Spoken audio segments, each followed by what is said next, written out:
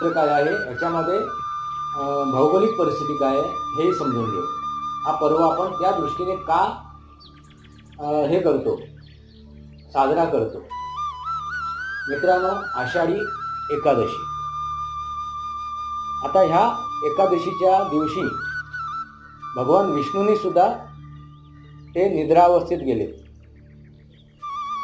भगवान विष्णू सुद्धा निद्रावस्थेत गेले आणि त्यानंतर चातुर्मासाला सुरुवात झाली आणि 4 महिन्यानंतर परत देव उठणी या एकादशीच्या दिवशी परत देव उठलेत, म्हणजे भगवान विष्णू जागे झाले. हा जो पिरियड आहे, हा चातुर्मास आहे, 4 महिने आहेत. या कालावधीमध्ये देव निद्रावस्थेत आहे. जो पालनकर्ता आहे, पालनहार आहे, विष्णूला आपण पालनकर्ता, पालनहार म्हणतो. असा हा पालनहार, पालनकर्ता देव